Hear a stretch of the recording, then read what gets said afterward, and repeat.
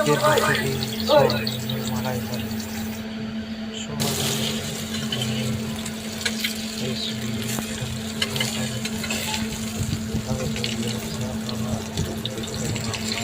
বাড়িতে খাবেন, আপনাদের অতি অবশ্যই ভালো লাগবে। আপনারা প্রথমে পটলটাকে ভেজে নিন, তেল দিন পরিমাণ মতো। হালকা পটলটা ভাজা হচ্ছে, ভাজা হতে হতে যখন একটু ভালো করে ভাজা হয়ে যাবে তখন আপনারা সেটাকে তুলে নেবেন। সয়াবিনটা অল্প পরিমাণে ভেজে সেটাকে তুলে নেবেন এবং পেঁয়াজ দেবেন, হালকা পরিমাণে ভেজে কাঁচা লঙ্কা দিয়ে আলু ফালু দিয়ে পরিমাণ মতো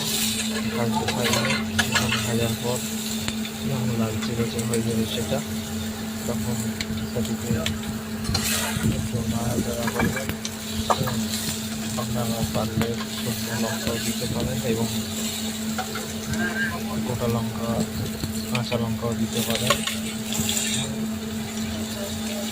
দিয়ে সেটাকে আস্তে আস্তে ফালতে থাকুন। ভাজার পর যখন সেটা পরিমাণ মতো ভাজা হয়ে যাবে, একটু হলুদ দিন, 2 চামচ হলুদ দিন। হলুদ দেওয়ার পর সেটিকে আস্তে আস্তে লঙ্কা দেন এবং কুচনো আদা এবং মিক্সিং আদা দিয়ে সেটিকে ভালো করে নাড়াচাড়া করুন। হালকা একটু জলের পরিমাণ দিয়ে সেটাকে নাড়তে নাড়তে অনেকক্ষণ ধরে সেটাকে একটু নাড়ার পর সেটাকে যখন দেখবেন ঠিক হয়ে গেছে, সেটাকে সয়াবিন এবং পটলগুলো দিকে তুলে রেখেছিলেন সেগুলোকে দিয়ে দিন। সেটা যখন নাড়তে থাকুন, নাড়ার পর যখন দেখবেন সেটা মিক্সিং হয়ে গেছে সেটাকে দেখে নেবেন এবং সেটা একটু ভালোভাবে মশলাটা মিক্সিং করে দেন এবং সেটাকে একটু নাড়াচাড়া করুন।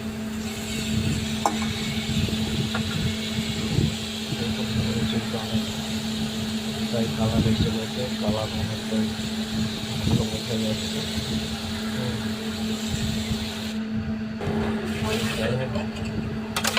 দেখে নেবেন, দেওয়ার পর এরকম আসার পর এতে ডিম নেবেন, কাঁচা ডিম আপনার পরিমাণ মতো 2 বা 1টা যে কোনো যেমন মশলা দেবেন সেরকম হবে।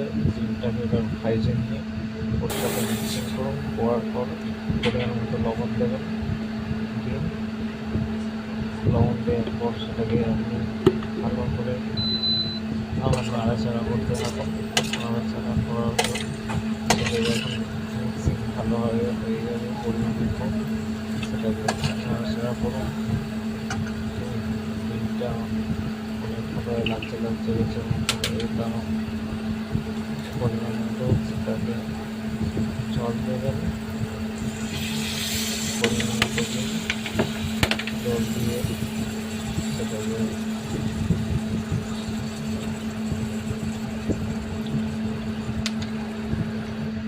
নাড়াচাড়া করুন। দেখুন রেসিপিটা হালকা পরিমাণে তাকে ঢাকনা দিয়ে চাপা দেওয়া দেওয়ার পর কিছুক্ষণ বাদে আবার খোলা হবে। সেটাকে দেখুন জলটা হালকা হয়ে গেছে।